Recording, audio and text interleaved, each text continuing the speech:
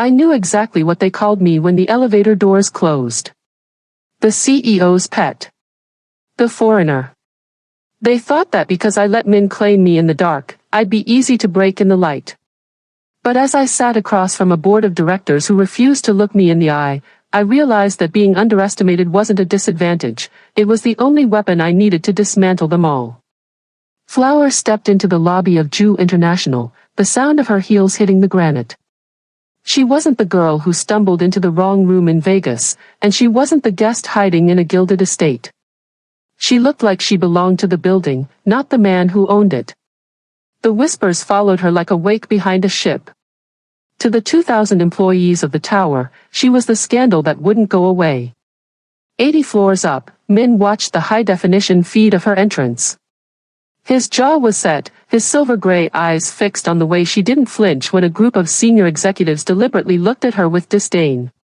He wanted to go down there and clear the way with a single look, but he knew the deal. No interference.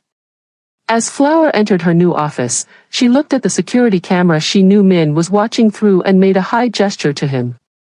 The game was on. In the boardroom, they didn't look at her, they looked through her, as if she were a glitch in the corporate software. Min sat at the head of the table, his expression an unreadable mask of elite indifference. He didn't introduce her as his guest or his partner. He simply nodded once. Director Flower has the floor for the African market expansion. The chairman, a man with a face like crumpled parchment, leaned back and began a technical onslaught.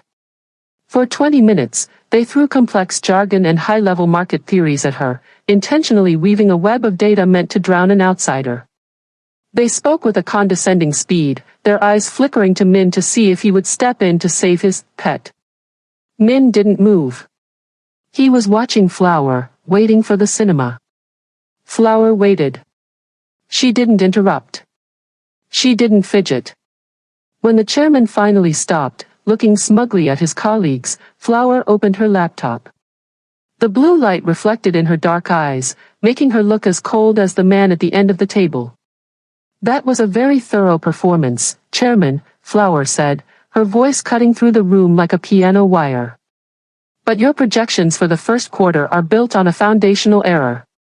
You failed to account for the currency fluctuation in the Lagos hub and the port congestion surcharges. She turned her screen toward the board. A massive red graph showed a plummeting line. Your math is off by 12%, she continued, her gaze locking onto the chairman's. If we follow this plan, you aren't expanding the Jew legacy, you're bleeding it. Fix your math, and perhaps next time, spend less energy on the jargon and more on the ledgers. The silence that followed was heavy and suffocating. The chairman's face turned a deep, embarrassed crimson. The other board members looked at their shoes, the predatory energy in the room shifting in an instant. Flower didn't look at Min for approval. She didn't seek his hand or his smile. She simply closed her laptop with a sharp, decisive click. By the time she walked out of the boardroom and headed toward her new office, the whispers had already begun. The foreign fluke was gone. In her place, a new title was being whispered through the hallways of Jew International like a virus. The Iron Flower. Min watched her go, his fingers tracing the edge of the table. He had expected nothing less, but as he saw the terror in his own board members' eyes, he realized he had unleashed a force that didn't need a protector. She was a queen in her own right, and she had just drawn first blood.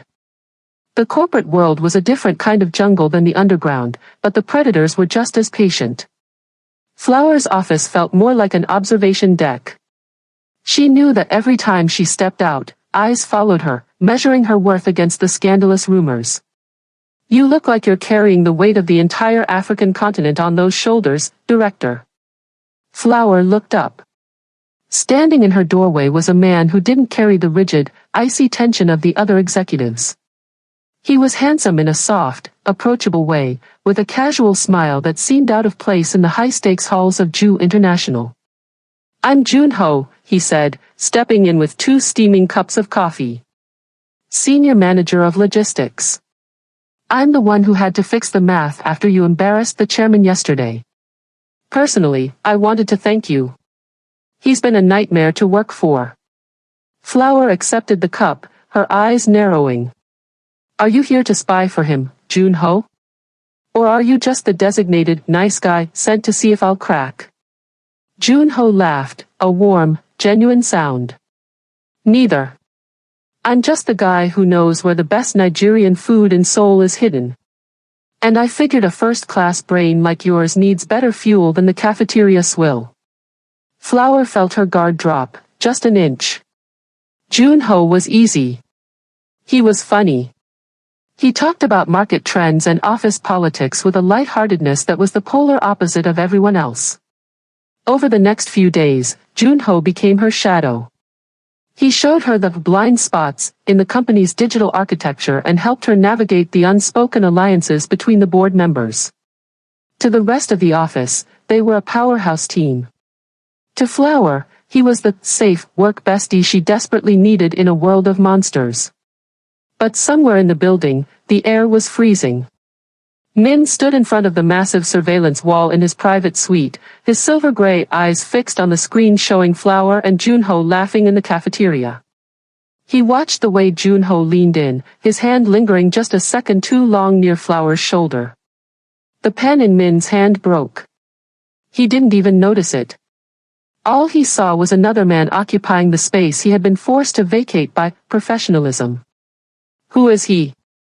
Min rasped, his voice a low, predatory growl that made the guards standing by the door flinch. Junho Park, sir. Senior manager. His record is clean. High performance, no disciplinary issues. Clean, Min spat the word like it was a curse. No one in this building is clean. Dig deeper. I want to know what he eats, where he sleeps, and why he thinks he can breathe the same air as my woman. Min watched as Junho reached out and tucked a stray lock of hair behind Flower's ear. Flower didn't pull away. She smiled, a real, relaxed smile that made Min boil. Min turned away from the screen. The jealousy wasn't just a feeling, it was a physical ache, a dark, primal need to reclaim what was his. He had promised to let her be her own woman, but as he watched the bestie walk her back to her office, the Mafia King took over. The trap was set, but Min didn't know if he was the hunter or the one about to be caught.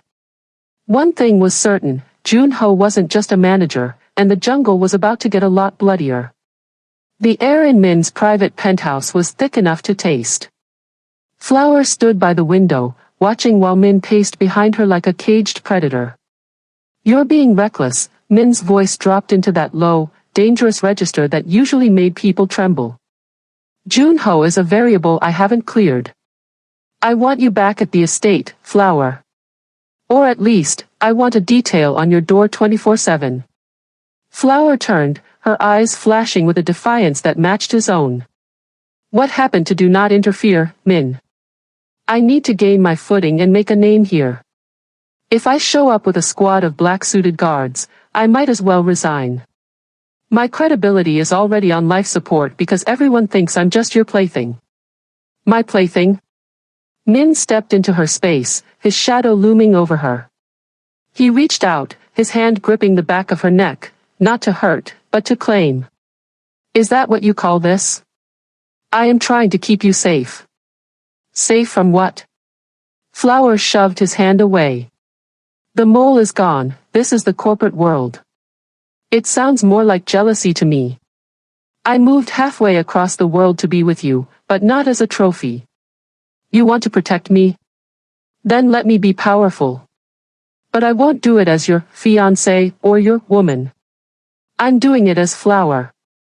Then we announce the engagement, Min countered, his silver-gray eyes burning.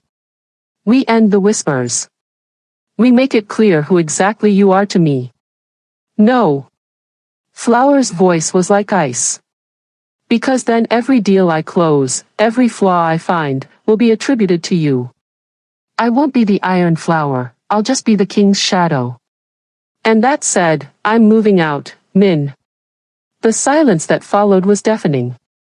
Min froze, his jaw tightening until a muscle leaped in his cheek. You're what?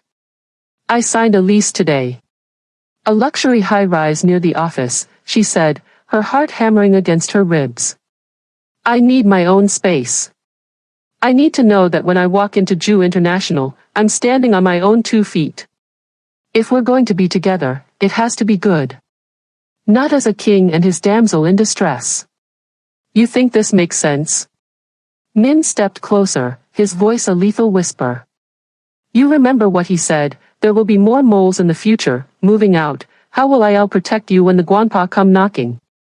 I am sure you will still put a guard nearby, so don't worry about my safety, Flower snapped. Then stay here instead, this penthouse is well guarded, he said. No, she said, and walked toward the door. I want somewhere closer to the office, then she left the penthouse. Min didn't stop her. He stood in the center of the room, his fists clenched at his sides. He was the man who ruled the city's underground, the man who could end lives with a whisper, but Flower was just one person he couldn't control. Send them to monitor her, he rasped to the empty room, though his eyes remained fixed on the security monitor as she exited the lobby. Tell the teams, if a single hair on her head is touched, I'll burn this city to the ground to find the person responsible. The hiding game had begun. Flower was out in the world, thinking she was free, while Min began the darkest watch of his life. He would give her the space she asked for, but he would turn her world into a fortress she didn't even know she lived in. Flower's new apartment was amazing. For the first 3 days, she reveled in the silence. She felt independent. She felt powerful. What she didn't know was that the building's ownership had changed hands that same night she left Min's penthouse. Min sat in the penthouse directly above hers, a floor that didn't exist on the elevator's public panel. He had cameras installed in her house, and from there he watched her drink her morning coffee by the window. He watched her pace while she practiced her presentations. Min watched as Flower leaned against her balcony railing, looking out at the city she thought she was conquering alone.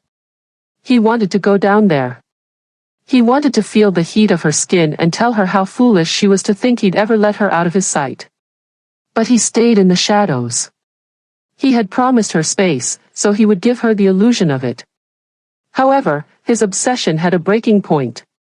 One night, through the thermal sensors, he saw a shadow lingering in the hallway outside her door for too long. Min was out of his chair before the intruder could even reach for the handle. He didn't take the stairs, he used a private maintenance hatch. Flower was startled by a sudden, heavy thud in the hallway. She grabbed a heavy glass vase, her heart hammering. Before she could reach the door, it swung open. Min stood there, his chest heaving, his eyes silver with a terrifying, protective rage. He looked like he'd crawled out of the pits of hell. In his hand, he held a delivery driver by the scruff of his neck, a man who looked 2 seconds away from fainting. Min? Flower gasped, dropping the vase. What are you doing here? How did you? He was standing here for 90 seconds, Min growled, ignoring her question. He shoved the terrified man toward the elevator. If I see your face in this building again, you won't have a face. He turned back to Flower, his presence filling her small entryway, making her independent space feel suddenly very crowded. You're stalking me, she whispered, the realization hitting her. You bought the building, didn't you? You didn't give me space, you just built a bigger cage. I built a fortress. Min roared, closing the distance between them. He grabbed her arms, his grip desperate. You think the Guanpa cares about your lease? You think Junho is going to protect you when the bullets start flying? You are my life, Flower. I don't care if you hate me for it, but you will be safe. Flower looked up at him, torn between fury and a dark, traitorous thrill at his madness. He was obsessed, possessive, and completely unhinged, and he was the only man who had ever truly stood in front of her to take the hit. Go back to your floor, Min, she said, her voice trembling. Min stared at her, his jaw tight. He didn't apologize. He didn't leave immediately. He leaned in, his forehead resting against hers for one agonizing second. I'm not afraid to lose you, Flower. I'm afraid of what I'll become if I do. He vanished back into the shadows of the hallway, leaving her alone in her silent apartment. The independence Flower had fought for was starting to feel like a trap of a different kind. For weeks, she had been meticulously building the Nigerian expansion project, but every time she looked at the internal server logs, something felt off. She was sitting in her office late on a Tuesday, the city lights reflecting off her mahogany desk, when she found it. A massive data bleed. Proprietary logistics algorithms, the very ones that gave Jew International its edge, were being funneled to an external server. Flower's blood ran cold. She checked the access credentials. User, Flower_O. No, she whispered, her fingers flying across the keys. That's impossible. She hadn't accessed those files in days. Someone had cloned her digital signature. They weren't just stealing data, they were framing her for corporate espionage. If this went to the board, Min wouldn't be able to save her. In the eyes of the Jew legacy, she would be the foreign spy who had infiltrated the king's bed to dismantle his empire. A soft knock at the door made her jump. Junho stepped in, carrying 2 boxes of takeout. Still here, Iron Flower? He asked, his voice warm and comforting. You need to breathe. You're going to burn out before the quarter ends. Junho, I have a problem, she said, her voice shaking. She turned the screen toward him. Someone is using my ID to drain the sector files.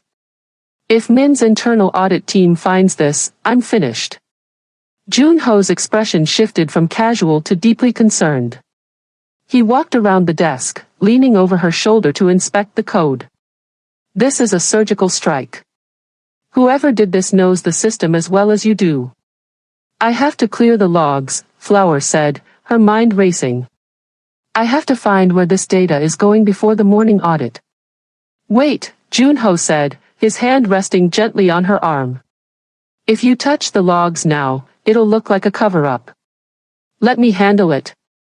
I have a friend in the cybersecurity division, someone off the books. We can trace the IP without alerting Min's guard dogs. Flower looked at him, a wave of relief washing over her. Min would just lock the building down and start an interrogation. Junho was offering a scalpel instead of a sledgehammer. Are you sure? She asked. I've got your back, remember? Junho smiled, but this time, it didn't quite reach his eyes. We'll find the real mole. Just, don't tell Min yet. You know how he is. He'll overreact and ruin the trail. Flower nodded, closing her laptop. She felt like she was finally taking control of the chaos. She didn't see the way Junho's gaze lingered on her encrypted hard drive. She didn't see the cold, calculating hunger in his eyes. She was so focused on the fire in front of her that she didn't realize she had just asked the arsonist to help her put it out. Min watched the thermal feed of them huddled over her laptop. He could see the data bleed. He could see the betrayal unfolding. But the king was waiting to see if his queen would realize she was walking into a slaughterhouse. The weight of the data leak was a crushing pressure in Flower's chest. When Junho texted her to meet at a low-lit lounge for stress relief, she went, desperate for an ally who understands her dilemma. You're wound too tight, Flower, Junho said, sliding a cocktail toward her. The lounge was a hollow of velvet and shadows, the music a deep bass that vibrated through the floor. Drink. Tomorrow, we will find the IP address and clear your name. Tonight, just be Flower. She took a long sip, the liquid cooling her parched throat. But as she set the glass down, she noticed a flicker on Junho's wrist, a watch she recognized. It was a high-end tactical model, the kind issued only to the upper-tier security of the Jew Empire. Specifically, the ones who had served Sangwoo. Her blood ran cold. She reached for her bag, but her fingers felt like lead. Junho, where did you get that watch? Junho's smile didn't reach his eyes. In fact, his entire face seemed to shift, the work bestie mask melting away to reveal something jagged and hateful. My brother wore one just like it. Before your boyfriend twisted his neck in the gallery. Flower tried to stand, but the room tilted. The drug was fast, hitting her system like a physical blow. Her vision blurred. "You're Sang-woo's brother," she whispered, her voice thick and slurred. "And you're the bait," Jun-ho hissed, leaning in so close she could smell the cold malice on his breath. "I didn't just leak the data, Flower. I'm going to make sure the last thing Min sees is his Iron Queen begging for mercy on a leaked feed. You're going to destroy him for me." Outside, parked in the shadows, Min stared at his tablet. He didn't need a wiretap to know something was wrong. Flower's heart rate was spiking on his monitor, her movements becoming erratic. "Something is off," Min rasped, his voice a low, lethal growl that made the air in the SUV freeze. He didn't wait for his team. He checked the chamber of his pistol, his silver-gray eyes fixed on the entrance. He had watched her walk into this trap, hoping she would see the snake herself. Now that she had, the CEO was gone. The king was coming for blood. The world was spinning, and seeing Jun-ho's distorted, hateful face, Flower tried to push herself off the velvet booth, but her limbs were made of water. The drug reminded her of Vegas when her friend drugged her. "Do you hear that, Flower?" Jun-ho whispered, pulling a small camera from his pocket and aiming it at her. "That's the sound of the Jew Empire crumbling. By the time I'm done with you, Min won't have a company or a reputation left to hide behind." He reached out to grab her hair, but the door of the lounge was kicked open. Min stepped through. He didn't look like a CEO. He looked like the personification of a death sentence. Jun-ho scrambled back, pulling a knife, but he was a child playing with a kitchen utensil compared to the man in front of him. "You chose the wrong brother to avenge," Min rasped. Before Jun-ho could even swing, Min men were there. They delivered a series of calculated, bone-shattering blows that left the traitor unrecognizable. "Min!"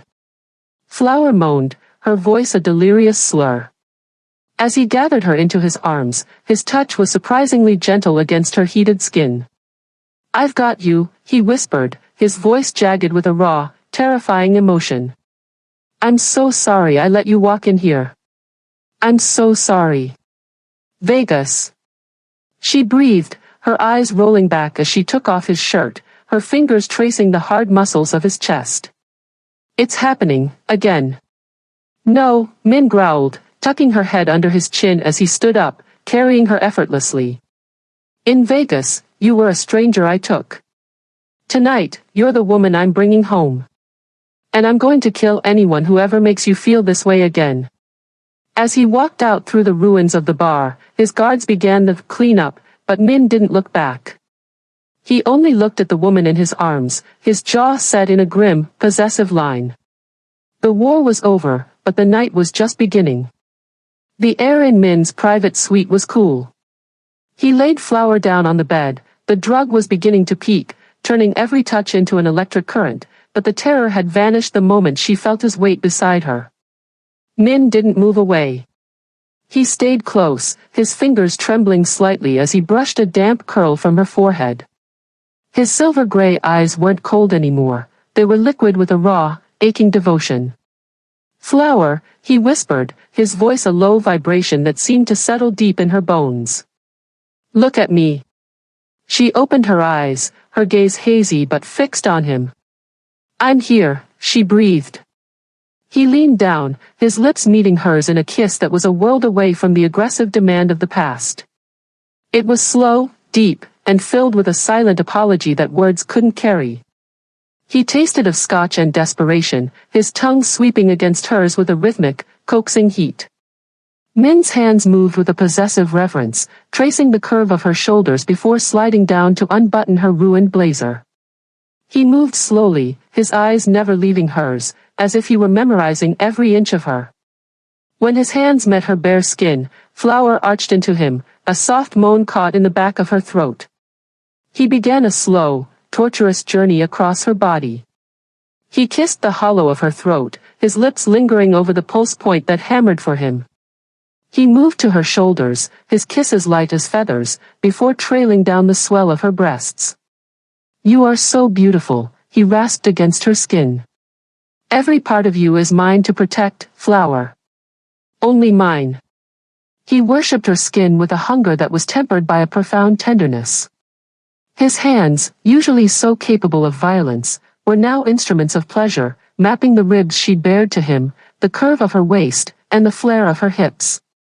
He kissed the dark skin of her stomach, his breath hot and ragged, before moving lower. Flower's fingers tangled in his hair, pulling him closer, her breath coming in short, needy gasps. Min, please. When he finally moved over her, the contact was a revelation. It wasn't the crushing weight of a predator, but the seamless fit of two halves finally coming together. He entered her with a slow, deliberate push, his eyes locked on hers as he watched the pleasure bloom across her face. The rhythm they found was a slow burn, a steady, pulsing heat that built with every stroke.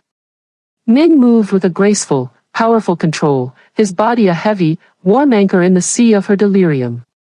He whispered her name into the crook of her neck, his words a litany of promises he intended to keep for the rest of his life. Flower clung to him, her heart beating in sync with his, feeling the way his muscles bunched and relaxed under her touch. This wasn't a claim of power, it was a surrender of souls. Min held her tight, his face buried in her hair. They stayed that way for a long time, tangled in the sheets and the fading echoes of their passion, the silence of the room finally filled with the sound of a love that had survived the dark. The morning sun bled through the floor-to-ceiling windows of the Jew estate, turning the room into a sanctuary of gold.